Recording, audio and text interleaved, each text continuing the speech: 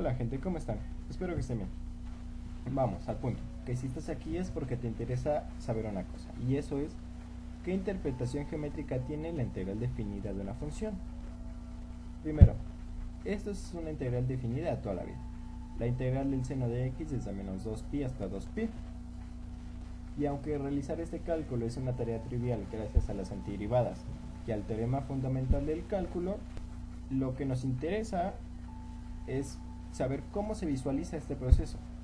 Que queremos saber cómo trabaja la integral definida de una función. Todo el mundo sabe que calcular la integral definida de una función es lo mismo que calcular el área que existe entre el eje x y la curva que traza f de x. Pero, ¿cómo se hace? ¿Y qué pasa con funciones del dominio infinito, como el seno de x? El área que generan también es infinita. ¿Podemos calcular áreas infinitas? Vale, no te asustes.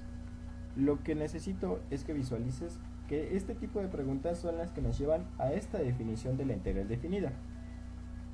Es en esta ecuación donde se sintetiza toda la teoría y el principio que nos permite hacer el cálculo del área entre el eje x y f de x en un intervalo cerrado AB del dominio de la función de x.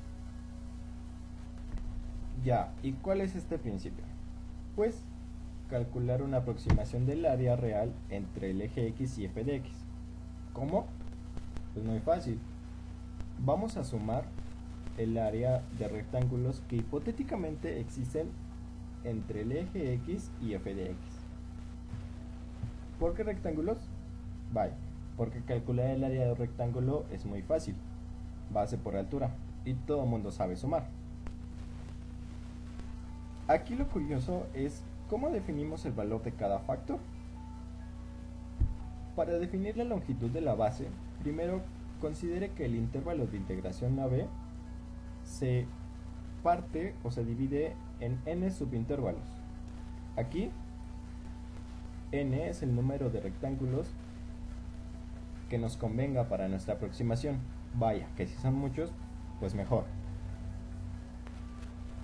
Dicho esto, la base de cada rectángulo se define como el valor absoluto de la diferencia de los extremos de cada subintervalo en la partición del intervalo de integración AB, y la altura como el valor de f evaluada en un valor dentro de cada subintervalo de la partición.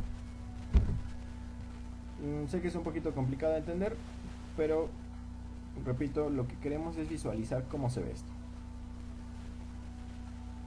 Nuestra función seno de x, aquí está, dibujada por una curva azul con una pobre aproximación de apenas 12 rectángulos.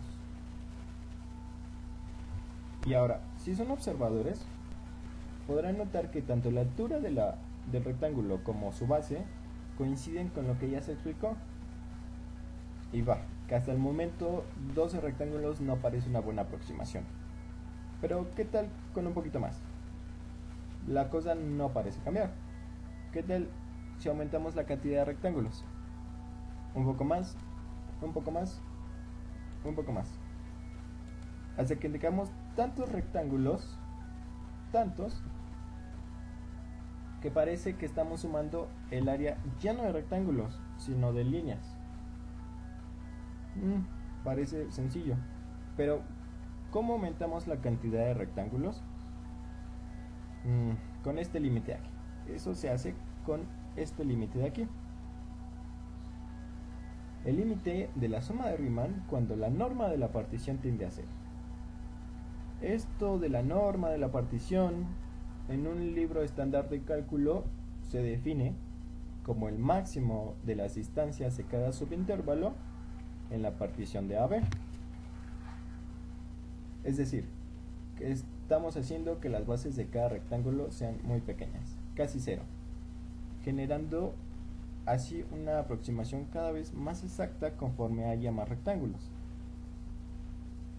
Bien, dicho esto, espero que se haya entendido. Te dejo un poco que asimiles y disfrutes de la sensación que genera entender este tipo de conceptos matemáticos.